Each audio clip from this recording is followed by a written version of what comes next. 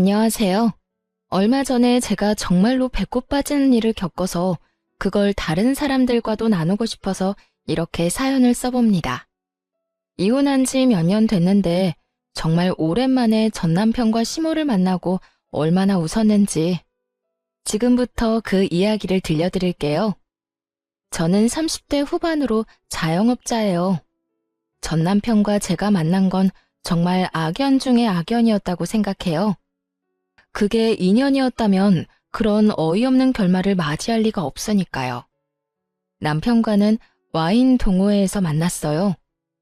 저는 제 일과 관련된 것 때문에 와인 동호회에서 가볍게 와인에 대해 알아보려 한 거고 남편은 뭐 좀 있어 보이니 가입한 것 같더라고요. 물론 그때는 그런 생각은 못했고 그냥 다양한 데 관심 많은 사람인가 보다 했죠. 남편은 안목이 좋았어요. 아니, 비싼 걸 보는 눈이 좋았죠.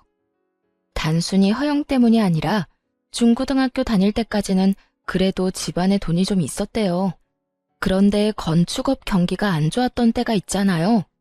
그때 다 망하고 힘들게 살았다고 하더군요. 그런 거 보면서 참 열심히 사는 것 같아 보여 마음이 갔죠. 저는 스스로 무언가를 이룰 수 있는 사람을 좋아하거든요.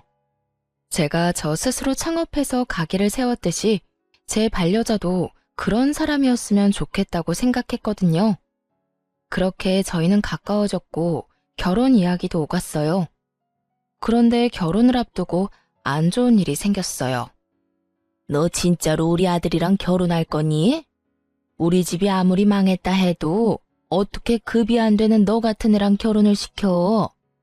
집안이 좋기를 하니 학력이 좋기를 하니 네가 양심이 있으면 우리 아들 놔줘야지 이렇게 붙들고 있을 게 아니라. 결혼 전에는 그렇게 살갑게 굴며 교양 있어 보이던 깡마르고 왜소했던 시모는 결혼 이야기가 오가기 시작하자 노골적으로 저를 싫어하는 내색을 숨기지 않고 드러냈어요. 솔직히 기분이 정말 더럽고 짜증났죠. 이미 상견례까지 다 한 마당에 파토를 놓으려는 거예요. 그래서 어쩌고 싶으세요? 이미 상견례하고 날까지 받아놨는데 이렇게까지 마음에 안 드시면 그냥 제가 파혼해 드릴게요. 굳이 저도 매달릴 생각 없고요. 저는 그 자리에서 일어나 어깨에 가방부터 맸어요. 그리고 나가려고 했죠. 그랬더니 남편이 깜짝 놀라 제게 와서 손을 잡더군요. 그리고 시모가 그 모습을 보고 깜짝 놀라더라고요. 여태껏 제가 남편을 좋아해서 매달렸다고 생각했나 보더라고요. 그런데 사실 그렇지는 않았어요.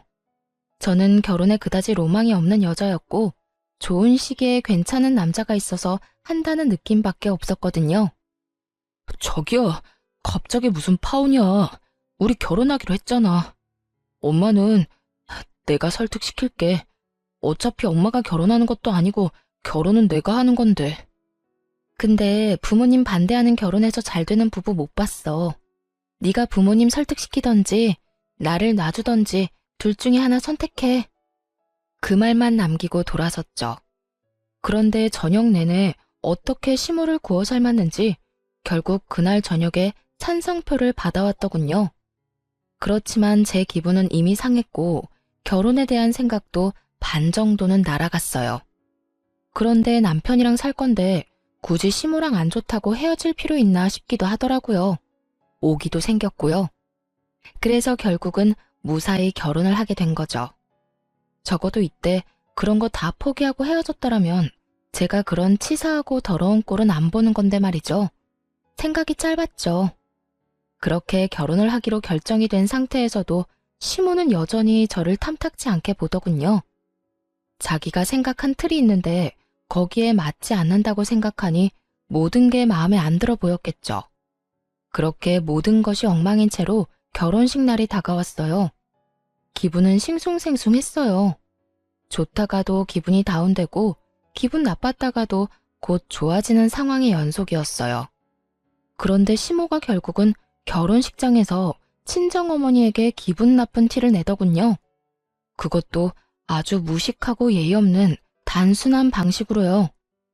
친정엄마가 생글생글 웃으며 시모와 인사를 나누려고 가까이 다가갔을 때였어요. 아직 하객들은 오지 않는 준비 시간이었는데 시모가 그런 친정어머니를 위아래로 훑어보더니 한숨을 푹 쉬더군요. 친정어머니도 어느 정도 사정은 알고 있었지만 그래도 끝내는 찬성해줬으니 좋은 마음으로 인사를 건네려고 다가간 거였어요. 사부인, 안녕하세요. 잘 지내셨죠? 그쪽 눈에는 내가 지금 잘 지내 보여요? 얼굴에 주름지고 표정 완전히 간 건 안 보여요? 네? 웃는 얼굴에 침 뱉기도 어려운 법인데 시모는 그 어려운 걸 참 쉽게도 하더군요. 몰라서 묻는 거예요? 아니면 알고도 사람 속 뒤집어 놓으려고 묻는 거예요? 지금 딱 봐도 기분 나빠 보이지 않아요? 그쪽은 즐겁겠죠. 우리 아들만한 사위도 또 없으니까. 그런데 나는요, 며느리 될 애가 너무너무 마음에 안 들어요. 집안이 좋기를 하나, 학력이 좋기를 하나, 그렇다고 키만 몰대같이 크고 덩치도 크고 예쁜 구석이 하나도 없어요. 어디 내놓기도 부끄럽고 며느리라고 말하고 다니기도 부끄러울 지경인데. 제가 화가 나서 나서려는데 그때 친정엄마가 저를 막아섰어요. 그리고는 곱게 화장된 얼굴로 교양 있게 웃고는 시모에게 말하더라고요. 그렇게 생각하셨다니까 다행이네요. 뭐가 다행이에요? 내 말 못 들었어요? 아니요, 잘 들었으니까 하는 말이죠. 왜냐면 부끄럽기는 저희도 피차일반이라서요. 그런데 사부인께서는 참 용감하시기도 하네요. 그런 말 입 밖으로 내는 게 아무래도 부담스러우실 텐데. 그런 기색도 없이 생각나는 대로 말하는 거 보니 역시 대단하신 분이네요. 저 같으면 제 얼굴에 침 뱉는 짓은 안 하고 싶으실 텐데. 하긴 이미 더러운데 더러운 거 좀 더 묻는다고 더럽지 않은 게 되지는 않죠. 저는 친정엄마의 그 말에 속으로 터지려는 웃음을 막았고 시모는 그게 무슨 말인지 이해를 못하더군요. 그게 무슨 말이에요? 누가 더럽다는 거예요? 무슨 말을 해도 이렇게 빙빙 돌려서. 어머, 기분 상하셨어요? 이상하네요. 저는 사부인 하신 말씀 그대로 다시 포장해서 들려드린 것밖에 없는데. 그럼 못 알아듣는 사부인을 위해 정리해 드릴게요. 제 딸 모자라다고 핍박하기 전에 당신 자식부터 보라는 말이었죠. 아니, 우리 아들이 뭐가 모자란데요? 지금이야 우리 가세가 좀 기울어서 그렇지. 우리 아들 내가 뭐든 고급으로 키웠어요. 시장 바닥에서 굴러먹던 인간들이 키우던 애랑은 차원이 다르다고요. 어릴 때 고급으로 키우면 뭐해요? 지금 그래서 우리 사위가 고급인가요? 이상하죠? 돈도 제 딸이 더 많이 벌고 결혼식 끝내고 돌아갈 신혼집도 제 딸이 결혼 전에 이미 사놓은 집인데 그 고급으로 키운 값은 언제쯤 볼 수 있나요? 사실 결혼 당시에 제가 이미 집이 있었기에 남편은 몸만 들어오면 되는 상황이었거든요. 이럴 때 돈이라도 보태주면 좋은데 남편이 모아둔 돈도 없어서 그냥 결혼하게 된 거죠. 친정어머니는 그걸 마음에 두고 있던 모양이었어요. 하지만 제 능력이 있어서 그렇게 하는 거고 제가 무리해서 해가는 게 아니라서 그나마 이해해 주신 거고요. 아무것도 안 해오는 사위를 웃는 얼굴로 탓하는 친정어머니를 보고는 시모도 더 이상은 할 말이 없었던 모양이에요. 뭐 팩트로 까면 할 수 있는 말이 없기는 하죠. 시모는 자기에게 불리한 상황이라 느꼈는지 저와 친정어머니를 한 번씩 째려보더니 휙 하고 먼저 나가버리더군요. 뭐 잘난 게 있다고 콧대가 저렇게 높아? 사돈지간에 교양도 없이. 내 딸이 훨씬 아깝다 이 양반아. 친정엄마는 시모가 나가고 한 바가지 욕을 퍼붓더군요. 감정이 많이 상하셨더라고요. 엄마, 진정해. 어차피 시어머니랑 사는 것도 아니고 남편이 나한테 잘해주니까 괜찮아. 그 사람이 저 반대해도 결혼하겠다고 강행했으니 알아서 방패막이 잘해주겠지. 저는 언제나처럼 남편을 믿고 있었어요.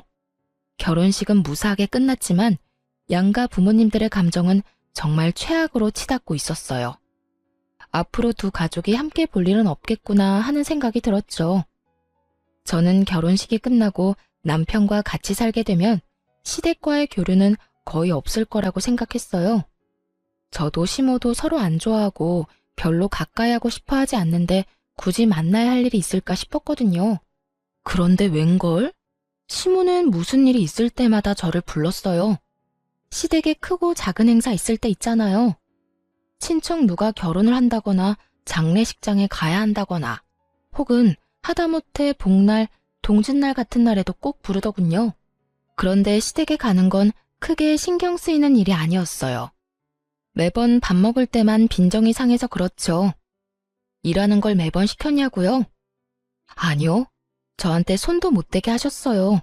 주방도 못 오게 했죠. 그리고는 본인이 다 알아서 하나씩 내왔어요. 밥이며 반찬이며. 그런데 말이죠. 아무리 제가 싫어도 먹는 걸로 쪼잔하게 구는 건 좀 너무하지 않나요? 어머님, 밥 양이 좀 적은데 밥솥에 밥 있나요? 처음에 이 짓을 당했을 때 저는 그냥 시모가 잘 몰라서 그랬다고 생각했어요.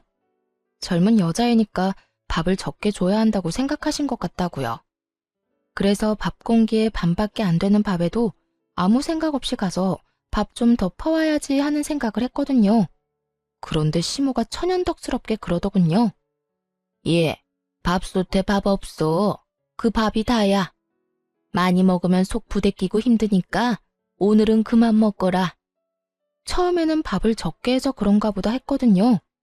그런데 한두 번이 아니더라고요. 그 뒤에도 몇 번이나 밥 양은 적고 맛있는 고기 반찬은 멀찍이 두고 제 앞에는 나물 쪼가리만 놔두는 거예요. 아무리 제가 무덤덤한 사람이라도 이건 눈치를 못 채는 게 더 이상한 일이었죠. 처음에는 아무것도 모르고 밥 좀 많이 달라고 말했는데 그때 시모가 저한테 뭐라고 한 줄 아세요? 적당히 먹어. 넌 덩치도 크니까 그만 먹어도 된다. 여자가 그렇게 멀때같이 커도 못 쓰는 거야. 하등 쓸모가 없어. 자꾸 야무지고 단단해야 하는 법인데 그것마저도 마음에 안 드니 원. 그런 말을 하는데 진짜 미쳐버리겠더라고요. 밴댕이 소갈딱지 같은 저 시모에게 뭔가 복수라도 해주고 싶었죠. 그렇게 타이밍을 엿보던 제게 아주 좋은 기회가 생겼어요. 그때는 명절이라 친척분들이 다들 집에 오시는 날이었어요. 그리고 여느 때보다 많은 사람이 오는데 시모가 그 전날에 허리를 삐끗하는 바람에 아무런 준비도 못하게 됐거든요. 시모는 저를 불러서 요리를 하라고 시켰어요. 그래도 제가 요리 솜씨는 좀 있어서 남편이 시모에게 매번 자랑하곤 했거든요. 와이프 음식 다 맛있다고요. 그래서인지 이번에는 부엌을 제게 맡기더라고요. 네가 요리 솜씨가 좀 있다며? 그래, 변변히 내세울 것도 없는 애한테 그 정도 장점 하나는 있어야지. 할 게 없으면 그거라도 하는 게 맞고. 내가 허리만 안 아프면 너한테 시킬 일 없다만 이번에 오시는 손님들 중요한 분들이니까 실수하지 말고 맛 신경 써서 올려라. 꼭 기분 나쁜 말 한마디 섞고는 저한테 모조리 시키더군요. 저는 이때다 싶어서 열심히 요리를 했어요. 대신 양은 그날 오신 손님이 아주 적게 먹을 만큼만요. 제가 시모에게 받은 딱 그만큼만 준비했어요. 그리고 손님들 다들 오시고 식사를 내어갔어요. 밥 공기에 밥도 반만 있고 반찬은 나물은 가득. 그런데 고기 반찬은 각자 한 입도 못 돌아갈 만큼 아주 적게 해서 냈죠. 그랬더니 사람들이 제 눈치만 보더군요. 아이고, 우리 질부가 손이 참 작네. 양이 이렇게 적어서야. 질부는 원래 요만큼만 먹어? 역시 젊은 애들은 나이 든 사람이랑은 다른가 봐. 아니면 애들 거랑 착각했나? 착각 아닌데요. 애들 것도 그만큼 담았어요. 애들은 그래도 영양분 섭취는 해야 하잖아요. 어? 근데 어른들한테는 무슨 밥을 이렇게 쥐꼬리만큼 가져왔어? 젊은 사람이 어른들 놀리는 거야? 밥이랑 반찬을 이렇게 적게 주면 어떡해? 아, 그거요? 제가 설마 어른들 놀리려고 이러는 거겠어요? 이상하게 어머님이 저 시댁 올 때마다 밥을 딱 그만큼만 주셨거든요. 더 달라고 하면 속 부대끼고 몸에 안 좋으니까 그만 먹으라고 하시면서요. 근데 저 빼고 다른 가족들은 다 밥 한 공기 든든하게 드시길래 손님한테만 건강 생각해서 밥 적게 주는 게 이 집안 가풍이구나 하고 생각했거든요. 그래서 저도 어머님이 저한테 하신 것처럼 딱 그렇게 드렸는데 마음에 안 드시나 보네요. 어쩌죠, 어머님? 저는 최대한 생글생글 속없이 웃어 보이며 시모 속 끓는 소리를 해댔고 그 말에 더 열이 받은 건 시부 쪽이었어요. 벌겋게 달아오른 시부와 그런 시부를 보고 오들오들 떠는 시모를 보며 저는 속으로 너무 통쾌함을 느끼고 있었어요. 아니, 내가 언제 너한테 그랬다고 이러니? 네? 아버님이랑 남편도 다 듣고 있었는데 그럼 제가 거짓말이나 하는 사람이라고 하시는 거예요? 이상하네요. 설마 제가 모르는 가풍이 또 있었나요? 어머님이 저한테 그런 거 가르쳐주지 않아서 잘 모르겠어요. 아무것도 모르는 놈이 이기는 거예요.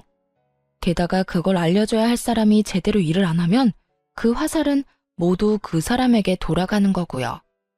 손님들이 그 밥을 앞에 두고 고사라도 지내는 듯 눈치만 보고 아무도 밥 숟가락을 들 생각도 안 하더군요. 아이고, 질부가 속이 많이 상했나 보네. 형수, 아무리 그래도 애 밥은 좀 잘 챙겨줘야지. 그런 오해를 하게 만들면 어쩌란 말이오? 우리 집안 사람들이 다 쪼잔하고 손님 대접할 줄도 모르는 사람이라고 생각하겠네. 그러니까요. 형님, 먹는 걸로는 이러지 맙시다. 그것도 며느리고 평생 안 볼 거면 모를까. 평생을 얼굴 마주치면서 살아야 하는데. 그리고 요즘 며느리들 얼마나 무서운지 알지요? 이러다가 늙고 병들면 어쩌려고 이래요. 좋은 게 좋은 거니까 너무 사람 혼내지 말고 좀 잘 대해줘요. 시집 온 지 얼마 안 된 며느리한테 쪼잔하게 밥 가지고 장난을 치셨대요. 다들 한 소리를 하는데 시모 얼굴이 부들부들 떨리더군요. 자기가 여태 저한테 한 짓을 이런 식으로 돌려받을 줄 상상도 못했나 보더라고요. 하긴 상상이라도 했으면 저한테 그런 짓을 할 리가 없었겠죠. 저는 여전히 모르쇠로 일관하고 있었고 이 일에 대답을 해야 하는 건 시모와 시부였죠. 제가 말 한두 마디 더 보태면 분위기 박살나는 걸 테니까요. 당신 도대체 무슨 짓 한 거야? 집안 망신을 혼자 다 시키고 있어. 당신이 속 좁게 쪼잔하게 굴면서 며느리 괴롭히는 거 꼭 이렇게 다른 가족들이 다 알아야겠어. 그럼 사람들이 우리를 어떻게 보겠냐고. 사업망에서 엎어지고는 베풀 줄도 모르고 지 생각만 하는 이기적인 인간으로 비춰질 거 아니야. 생각이라는 게 있는 거야 없는 거야? 꼭 내 얼굴에 먹칠을 해야겠어. 그게 왜 내 잘못이에요? 밥이며 반찬이며 내온 건 며느리인데 왜 내가 욕을 먹냐고요? 며느리가 당신이 하는 짓을 보고 그대로 배워서 하는 거잖아. 도대체 얼마나 먹는 걸로 치사하고 집요하게 굴었으면 며느리가 그걸 가풍으로 생각하겠냐고. 그리고 며느리 하는 일에 시어머니가 욕먹는 거는 당연한 거 아니야? 당신이 어른이잖아, 어른. 가르치고 우리 집 사람으로 만들어도 모자랄 판에 매번 그런 식으로 못됐게 구니 며느리가 당신의 뭘 보고 배우겠소? 제가 뭘 그렇게 잘못했는데요? 내가 그렇게 굴 때 당신이라고 뭐 며느리한테 좋은 말 해준 적이 있어요? 다들 모르는 척 눈 감고 있어 놓고 왜 나한테만 이래요? 그렇게 저는 손 안 대고 코 시원하게 풀어냈죠. 결국 식사 자리는 파토가 났고 손님들은 식사를 하지도 못하고 밖에서 먹고 오겠다며 나가버렸죠. 근데 그 사람들 틈에 남편도 섞여 나가더군요. 이 집안에서 일어날 분란 따위 자기랑은 상관없는 일인 것처럼요. 하긴 남편이라고 몰랐겠어요. 알면서도 귀찮고 성가실 것 같으니까 입도 안 뗀 거겠죠. 진짜 웃기지도 않는 가족들이었어요. 그렇게 시모와 시부가 싸우고 저는 그걸 구경하고 있었어요. 시부는 절대 저한테 뭐라고 하지 않았거든요. 그게 뭐 때문인지는 모르겠지만 시모만 주관한 거죠. 결국 그 일이 있고 난 뒤에 시모는 저를 죽일 듯이 노려보더라고요. 그래서 저는 모르는 척 웃어줬어요. 그랬더니 속이 더 뒤집어지는지 한숨을 내리 10번도 더 내쉬더군요. 그러게 왜 처음부터 얌전한 사람을 건드리냐고요. 그것도 치사하게 먹는 거 가지고. 그날 이후로는 시모가 주는 밥은 보봉밥으로 변했어요. 적어도 음식으로 장난치는 일은 사라졌죠. 불편한 사이가 됐지만 한 번은 거쳐야 할 일이라고 생각했거든요. 싸우면 오히려 편해지는 경우도 있으니까요. 서로 안 맞다 싶으면 그냥 싸우고 서로 안 보면 그만인 거예요. 그렇게 저와 시모는 차근차근히 멀어지고 있었어요. 시모가 가만히 있을 거라고 생각하지는 않았는데 다시 저한테 시비를 걸 거라고는 생각은 안 했거든요. 그런데 다른 쪽으로 저를 내치려고 준비 중이었더라고요. 가족들 앞에서 추치를 당하고 망신을 당한 날 이후부터 바깥 생활을 못하고 있다고 들었거든요. 그게 분하고 열받았는지 남편을 통해 공격을 해오더군요. 아들, 내가 정말 이렇게 살아야겠니? 우리 힘든 시간 거쳐오면서도 너 키우는데 수만 가지 노력을 다했어. 그런데 네가 데려온 저 여자가 나를 구박하고 핍박하고 저번에 식사 자리에서 그런 것도 일부러 나한테 욕먹이려고 그런 게 틀림이 없어. 저 큰 덩치로 사람을 못 살게 구는데 이 엄마는 이제 더 이상 쟤를 며느리라고 생각할 수가 없어. 너도 봤잖니? 네 아버지한테 억울한 욕먹고 있는데도 자기는 나 몰라라 하고 있던 거. 아들아, 너라도 내 마음 좀 알아줘, 응? 세상에 여자가 없니?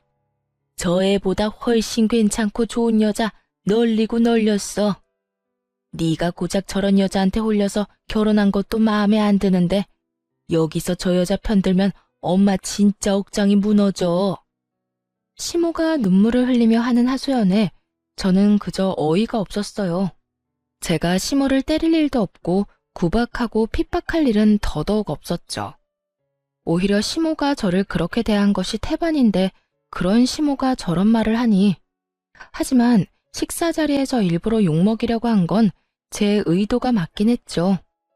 저는 남편이 그런 헛소리에 넘어갈 거라고는 생각도 안 했어요. 그런데 제 예상이 완전 보기 좋게 박살났죠.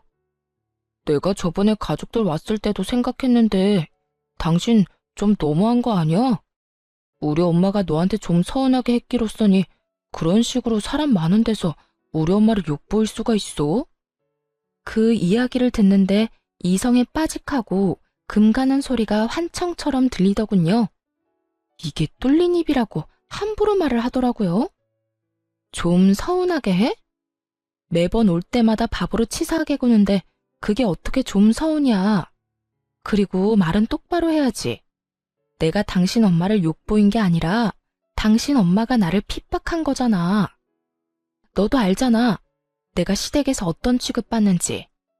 그래도 네가 시댁에 오래 있지 않으려고 하고 용건만 끝나면 집으로 빨리 돌아오려고 했기 때문에 그딴 거지 같은 짓도 참아낼 수 있었던 거야. 마누라가 그런 치사한 짓 당하고 있는데 지는 혼자 옆에서 밥을 2그릇이나 처먹으면서 본 척도 들리는 척도 안 하던 주제에 뭐? 야, 가해자나 방관자나 피해자한테는 똑같거든?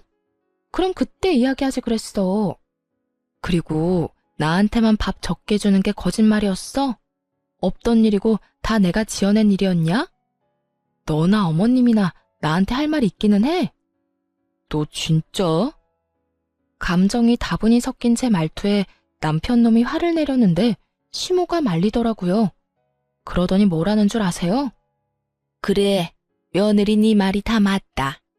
그렇지만 나도 그것 때문에 너랑 우리 아들 사이 반대하는 것만은 아니야. 너희 결혼한 지 벌써 4년이야. 그런데 애가 안 생기잖니? 우리한테 애가 얼마나 중요한데. 아들, 내가 그냥 하는 말이 아니야. 애도 못 낳는 애 데리고 언제까지 이렇게 살래? 그러지 말고 적당히 정리해, 응? 이 엄마는 매일매일 그때 생각나면 트라우마가 막 생길 것 같고 수치스럽고 죽고 싶고 그래, 응? 어머님은 연기자 하셔도 되겠어요. 어쩜 이렇게 연기를 잘하시는지. 뭐 수치스러운 일이긴 했죠. 그런데 그게 수치스러운 일인 줄 알았으면 애초에 그런 수치스러운 일을 안 하면 됐을 일이잖아요. 일을 이렇게 만든 건 어머님인데 왜 저한테 모든 화살을 돌리는지 모르겠네요. 아, 이게 바로 그 말로만 듣던 피해자 코스프레인가요? 가해자가 피해자인 척 울고 불고 피해자한테 다 뒤집어 씌워서 빈정대는 제 말투에 남편 놈이 눈이 뒤집어져서는 저한테 막말을 내뱉더군요. 야, 너 말 조심 안 해? 뭐 이렇게 경우 없고 예의 없는 인간이 다 있어. 네가 이런 인간인 줄 알았으면 나도 너랑 결혼 안 했어. 게다가 어른 말씀하시는데 뭐? 넌 뭐가 그렇게 잘났는데? 뭐가 그렇게 잘나서 우리 집안을 무시하냐고. 내가 잘나서 무시하는 게 아니라 지금 하는 짓이 무시할 만해서 무시하는 거잖아. 그러는 넌 뭐가 잘났어? 여태껏 아무것도 한 적 없는 주제에 이제 와서 너네 엄마 편들려고 두 팔 걷고 달려든 꼴 보니 내가 이제야 제정신이 드네. 완전 질렸어. 너 하나 믿고 결혼했는데 너마저 저딴 집구석 사람이랑 똑같다는 걸 알고 나니 모든 미련이 사라지는 기분이야. 질렸으니까 우리 이혼하자. 나도 너랑은 이렇게 못 사니까. 제 말에 남편 뒤에서 싱긋 웃는 시무를 보니 토할 만큼 기분이 더러웠죠. 그런데 남편 놈 표정은 당황스러운 표정이었어요. 이 정도로 서로 상처 주는 말 해놓고 이혼하자는 말에 당황스러울 게 뭐가 있나 싶었거든요. 갑자기?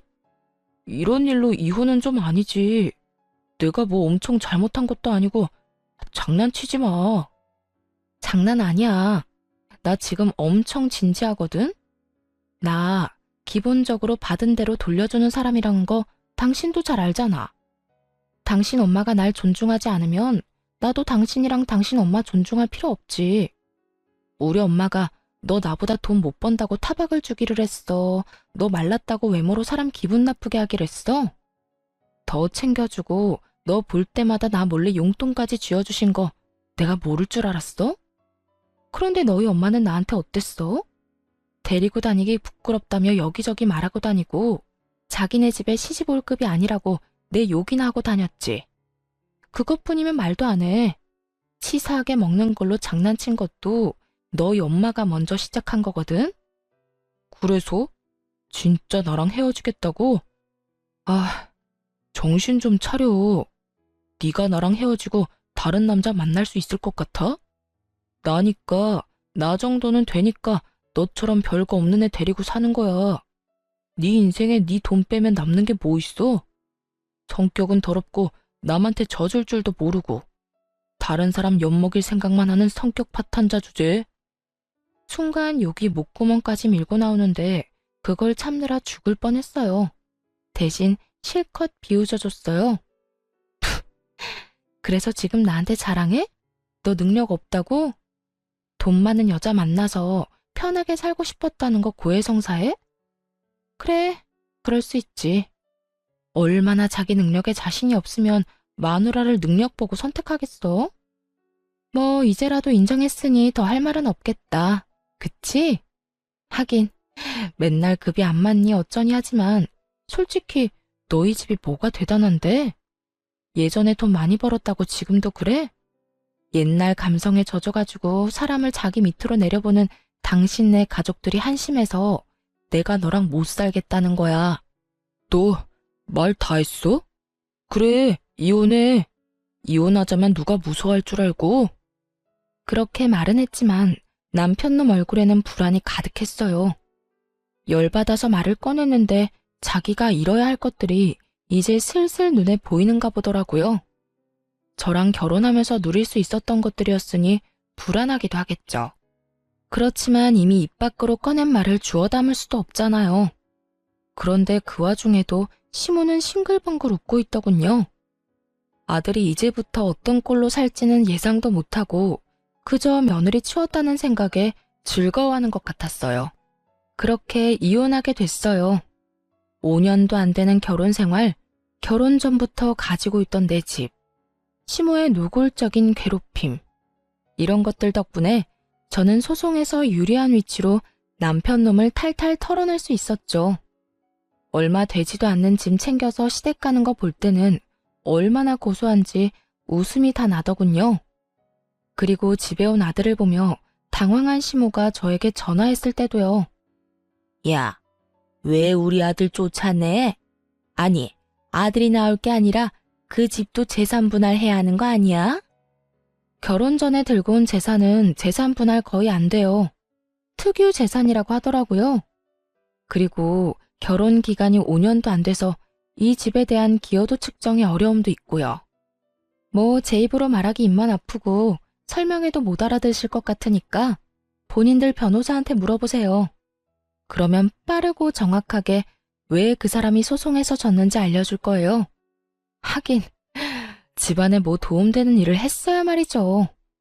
돈만 축내는 주제에 눈만 더럽게 높아가지고 욕심은 또 얼마나 많은지. 지 돈은 안 쓰고 매번 마누라 돈만 쓰려고 하는 꼴을 재판에서 다 보거든요. 그렇게 이혼 원한다더니 속 시원하죠? 저도 속 시원해요. 집에 살던 거머리 하나 떼어낸 기분에 앞으로 그 거머리 속으로 안 들어가도 된다고 생각하니까. 거머리? 너 지금 우리 아들한테 거머리라고? 그럼 거머리가 아니면 뭔데요? 이제 남남이니까 이런 식으로 전화해서 사람 속 긁지 마시고 변호사 통해서 알아보세요. 앞으로 연락하지 마시고요. 역시 끊어내야 마음이 편한 일이 있더군요. 그렇게 이혼하고 저는 새로운 삶을 살게 됐어요. 매번 덩치 크다는 시모 말에 살도 좀 더 빼고 일도 공격적으로 했어요. 이때는 그런 생각을 했거든요. 영원할 줄 알았던 결혼 생활이 무너지니 남자는 곁을 지켜줄 수 있는 존재가 아니라고요. 내 곁을 지켜줄 건 돈밖에 없다는 생각으로 미친 듯이 일만 했던 것 같아요. 그러다 이혼 2년 만에 새로운 사람과 미래를 도모하게 됐고 결국 재혼을 하게 됐어요. 상대방도 재혼이었거든요. 직업은 동네 한의사로 금슬이 좋아 재혼한 지 1년 만에 아이까지 낳아버렸죠. 그날은 친정엄마 생신이라 아이와 친정 부모님을 데리고 퇴근하지 못한 남편을 기다리려 남편 직장에 가게 된 상황이었어요. 평소처럼 한의원 안으로 들어서는데 마지막 시간이라 사람들이 많지는 않았어요. 그런데 그 얼마 없는 사람들 눈이 모두 한 곳을 쳐다보고 있었어요. 이 쓸모없는 노이네. 내가 뭐라고 했어요? 밖에 나올 때는 좀 얌전히 있으라고 했죠. 왜 말을 안 들어요, 말을? 오늘도 굶고 싶어요? 네? 이런 식이니까 예전 며느리도 도망이나 갔겠죠. 덩치도 엄청 크고 목소리도 그만큼 큰 여자였어요. 그런 여자가 작고 깡마른 노인 한 분에게 큰 소리를 치며 손까지 치켜들고 있더군요. 우리가 보는 앞에서 손찌검을 하진 않았지만 버릇이라는 게 행동으로 나오는 거잖아요. 한 소리 듣는 노인은 몸을 연신 움츠리며 몸을 둥글게 많은 행동을 보이며 자기가 얼마나 자주 이런 일을 당했는지 몸소 몸으로 보여주고 있더군요. 뭐 저런 사람이 있지 싶었어요. 그런데 그렇게 맡고 있는 사람 모습이 어딘지 묘하게 눈에 익더라고요. 그리고 그 옆에 앉은 남자 옆모습을 보고서야 그게 전 남편과 전 시모라는 걸 알아챘어요. 저는 친정엄마와 아이를 뒤쪽 잘 안 보이는 곳에 앉도록 만들고 그 사람들이 하는 짓을 쳐다봤어요. 아들아, 오늘은 나도 진료를 좀 봐야 해. 허리랑 다리가 쑤셔서 죽을 것 같은데 왜 진료를 못 보게 하니? 아들, 네가 며느리한테 이야기 좀 해줘봐. 시모가 아들에게 매달려 애처로운 눈으로 부탁을 하는데도 전 남편 놈은 그런 시모 눈길을 고갯짓 한 번으로 슥 피해버리더군요. 그리고 그 틈을 놓치지도 않고 그 성량 좋은 며느리가 소리치더군요. 어머님, 제가 말씀드렸잖아요. 어머님 그 병 늙어서 아픈 거라고. 늙는데 무슨 약이 필요해요? 그리고 오늘은 제 진료가 있다고 말씀드렸잖아요. 애 낳는 거 중요하다면서요. 그래서 여기 다이어트랑 임신 잘 본다고 해서 왔고, 그러면 제가 더 급하지 어머님이 급한 건 아니잖아요. 생각이라는 건 하고 사세요. 네? 아니, 무슨 노인네가 말만 하면 아들 붙잡고 해달라고 난리야? 할머니한테 쓸 돈 없다고요. 다시 말해줘요. 이야, 성격 대단하더군요. 제가 치를 떨던 사람들 모두를 혼자 상대함에도 밀리지도 않고 오히려 압도하는 모습에 박수라도 쳐주고 싶은 마음이었죠. 이상하게도 저 상황이 노인을 괴롭히는 모습처럼 느껴지지 않은 건 아마도 제가 저들에게 당한 게 있어서 그런 걸지도 모르겠네요. 그리고 저 여자가 저렇게 구는 것이 아마 당한 것이 있기 때문에 나온 게 아닐까 하는 생각도 들었죠. 아니, 그러니까 오늘은 제발 진료라도 한번 봐주게 하면 안 되겠니? 기어 들어가는 목소리로 며느리에게 말하는 시모는 거의 기도 못 펴고 말도 제대로 못 하더군요. 안 된다고요. 말 못 알아들어요? 아니면 귀 먹었어요? 제가 아까 말했잖아요. 그렇게 진료받고 싶으면 돈이라도 벌어오던가 아니면 아들한테 돈 벌어오게 하던가.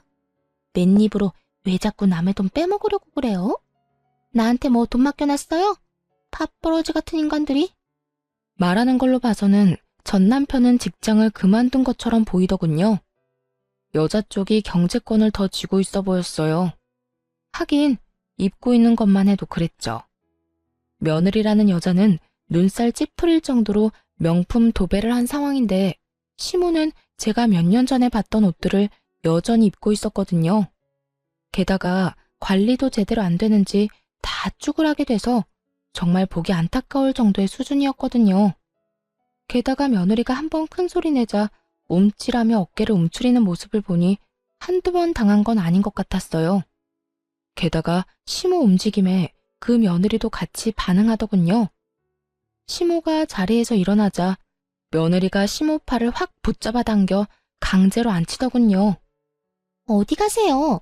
가만히 있으란 말 못 들었어요? 예, 화장실 좀 가려고 그런다. 그래서 제가 귀찮게 하지 마시고 기저귀 차라고 했죠. 밖에 나올 때마다 1시간에 한 번씩 화장실 간다고 하면 어머님 같으면 기분 좋겠어요? 다 늙어 빠진 노인을 데리고 다니는 것도 속상한데. 당신은 뭐 하는 거야? 돈도 못 버는 주제에 앉아서 꿀 빨려고? 당장 같이 화장실 갔다 와. 전 남편은 엉거주춤 일어나 시모를 부축해 화장실로 가더군요. 정말 헛웃음이 입 밖으로 마구 튀어나오더군요. 이게 바로 여우 피하려다 호랑이를 만난 사람들의 모습 아닐까요? 시모의 모습은 호랑이보다 더 무서운 존재를 만난 것처럼 보였으니까요.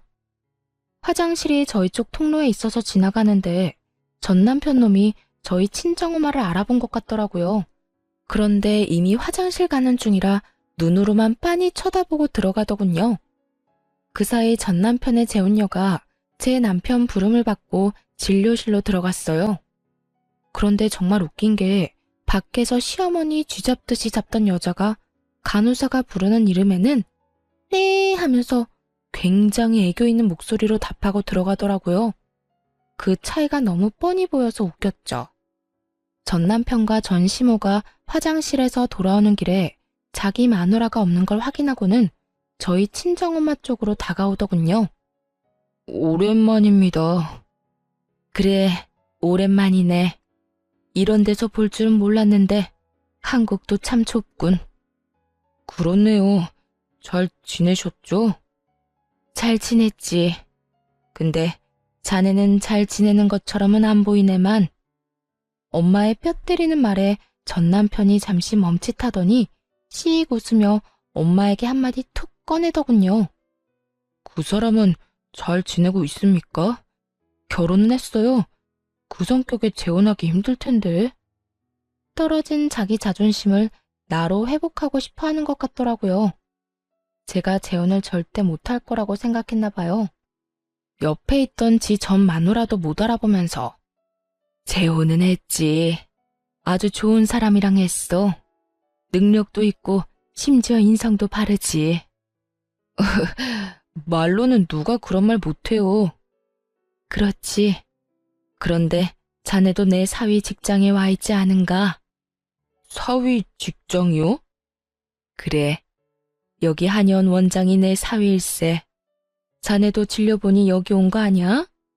사람 참 괜찮아. 수더분하고 권위의식이나 자존심이 높은 것도 아니고 사람한테 잘 맞춰줄 줄 아는 참 제대로 된 사람이지. 그 이야기에 전 남편이 놀란 듯 눈을 크게 뜨더군요. 그러다 엄마가 호호하며 웃으며 전 남편에게 말하더군요. 오늘 내 생일이라고 사위가 식사를 같이 하자고 하더라고. 그래서 사위랑 딸이랑 손주랑 다 같이 여기 온 거지. 너 왜 거기서 모르는 사람처럼 서 있어? 엄마가 전 남편 앞으로 저를 끌어당기며 말했죠. 둘은 귀신이라도 본 것처럼 깜짝 놀라더군요. 그럴 리가. 네가 여기 원장님 사모님이라고? 네 남편이 한의사라고? 네, 제 남편이 여기 원장이에요. 오랜만이네요. 반갑다고 하기에는 좀 그렇네요. 잘 못 지내시는 것 같아서. 당신이 재혼을 했다고? 응. 당신이랑 당신 어머니가 나한테 준 충격요법이 꽤나 도움이 된 모양이야. 그래서 고맙다는 말은 한번 해주고 싶었어. 여기 있는 두 사람 덕분에 똥차 버리고 좋은 차 타게 됐잖아. 게다가 애도 낳고 잘 살고 있고. 그때는 애가 안 생기는 게 참 답답했는데 지금 생각하면 그게 운명이었던 거지. 애 낳고 이혼했었어 봐. 얼마나 복잡했겠어? 그리고 재혼하는 것도 힘들었겠지. 근데 당신 와이프는 애 낳으려고 한의원 찾았나 봐. 참 이상하다. 나도 그렇고 저 여자도 그렇고 애 안 생기는 거 보면 딱히 여자 문제만도 아닌 것 같은데. 뭐 내가 신경 쓸 건 아니지.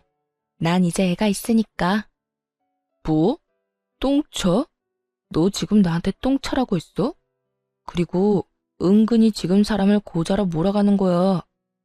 응. 그럼 아니야? 너 여자 능력 보고 결혼하는 무능력자잖아. 내가 너한테 헌신하는 동안 너는 내 등골 빼먹으려고 했고 똥차라기보다는 거머리인가? 뭐 거기서 거기겠지만. 그리고 충고하는데 당신도 비뇨기과 진료 한번 봐. 내 생각엔 여자 둘이 모두 자연 임신을 못 시키는 건 분명히 생식 능력에 문제 있는 거라니까. 근데 그런 거면 당신 지금 와이프한테 잘해야겠다. 경제적인 능력도 꽝인데 그 능력도 꽝이면 당신 마누라는 도대체 무슨 재미로 산다니? 제 말에 전 남편 놈이 부들부들 떨며 노려보더라고요. 싹 무시하고 시모 얼굴 보며 말을 이어갔어요. 아, 그리고 당신 어머님은 내가 있던 때보다 더 잘 사는 것 같아서 보기 좋네. 하긴 나랑 안 맞아서 스트레스 많이 받으셨으니까. 새로 들인 며느리는 좋은 사람 들였겠죠. 그렇잖아도 저랑 저 사람 떼어놓을 때는 저 말고 세상에 좋은 여자 많다고 하셨잖아요. 어때요? 두 번째 며느리는 잘 맞으시죠? 시침이 뚝 떼고 두 사람 사이를 묻자 시모 얼굴이 확 굳어버리더군요. 잘 맞을 리가 없죠. 그렇게 구박을 당하고 있는데 그런데 시모가 순간 얼굴이 확 일그러지더군요. 아, 아가, 미안했다. 내가 왜 그런 짓을 저질렀는지 모르겠어. 요즘 내가 어떻게 사는지 아니? 아들놈이 새로 데려온 여자가 나를 구박하고 핍박하고 우리 집 재산도 다 가져가고 내가 지금 전년 감시 때문에 하소연할 곳도 없어서. 어머니, 그만하세요. 여기서 뭐 하시는 거예요? 뜬금없이 울며 저에게 동정표를 사려던 시모에게 전 남편이 확 소리를 지르더군요. 그런데 시모도 지지 않고 더 화를 내더군요. 아까 쭈그려 있을 때 모습과는 사뭇 달랐죠. 왜 화내? 네가 저런 여자만 안 데려왔어도 내가 이런 꼴로 다닐 일도 없었어. 어떻게 여자를 데려와도 저런 걸 데려와? 목청은 커서 사람 질리게 만드는 데다가 밥도 못 먹게 해. 돈도 못 쓰게 해. 이 나이에 집에서 식모질이나 해. 그리고 너는 아까도 나 괴롭히는 애한테 하지 말라는 말도 못해. 너 대체 무슨 약점 잡힌 거야? 약점 잡힌 거 아니에요. 그리고 어머니가 그런 말 하시면 안 되죠. 이 사람이랑 헤어지게 만든 건 어머니잖아요. 그래놓고 이제 와서 다른 소리 하시면 어떡하냐고요. 엄마 노망 났어요?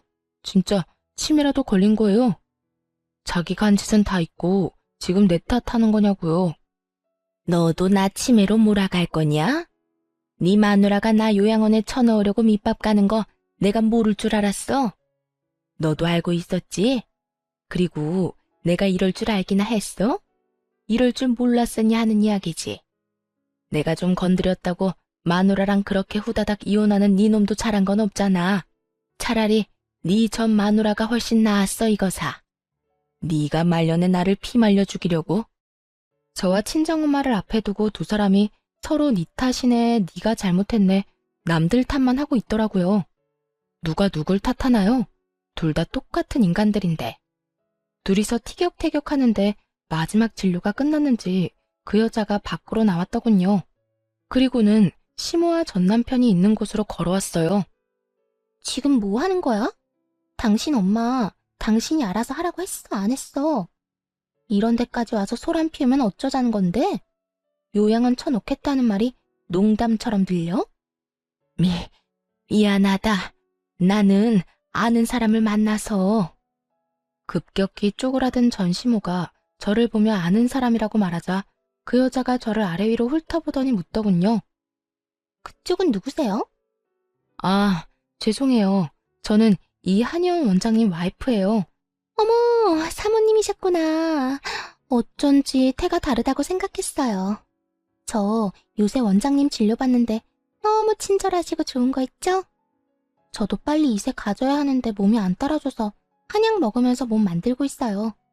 저희 어머님이 한의원 자주 왔었나 봐요. 얼굴까지 알 정도면. 아시겠지만 연세 너무 많으면 하는 말들이 다 정상은 아니잖아요. 아프다고는 하는데 그 나이 먹고 안 아픈 사람도 없고, 그리고 하는 일도 없이 집에서 빈둥대기만 하는 사람이 아플 리도 없고 말이죠. 어머님은 자기 몸보다 손주 걱정만 하시니까 이렇게 병원 와도 자기 진료는 안 보려고 하시더라고요.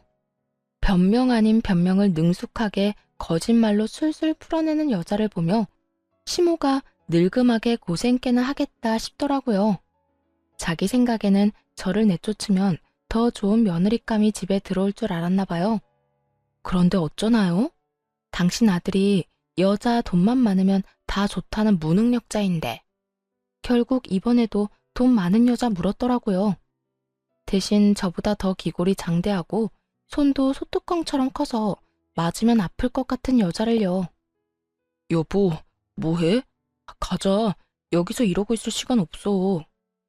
시간이 없기는? 너 시간 많이 남잖아.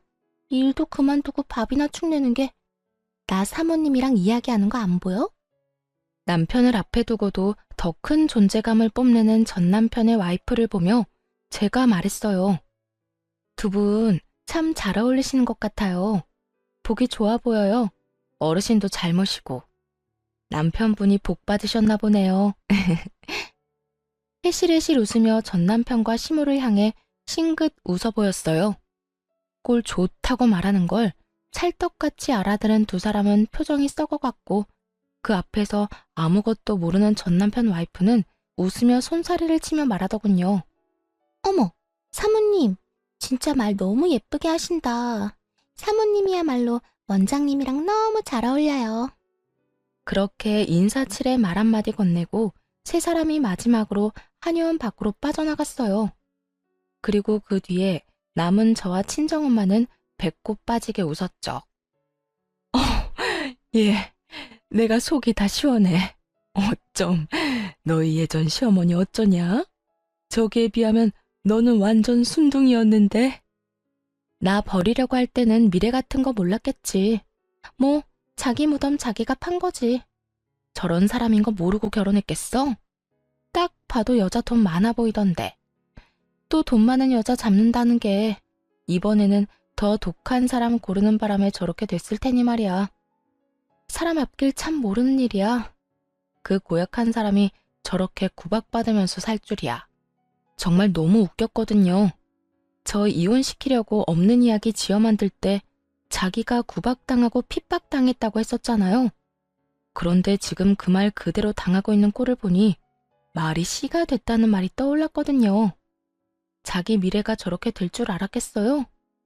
아마도 나오는 대로 아무렇게나 짓거렸겠죠. 그런데 그게 저 사람의 미래가 됐으니 정말 세상 참 신기한 일도 다 있더군요. 몇 년 만에 오랜만에 만난 전 남편과 전 시모의 이야기. 재미있게 들으셨을지 모르겠네요. 제 생활이 요즘 안정적이고 편안하다 보니 이제는 이 사람들 이야기도 그저 웃으며 넘기는 일이 됐네요. 얼마 전 겪은 이 배꼽 빠지는 일을 다른 사람들과도 나누고 싶어 사연을 썼어요. 지금까지 긴 글 읽어주셔서 감사합니다. 행복하세요.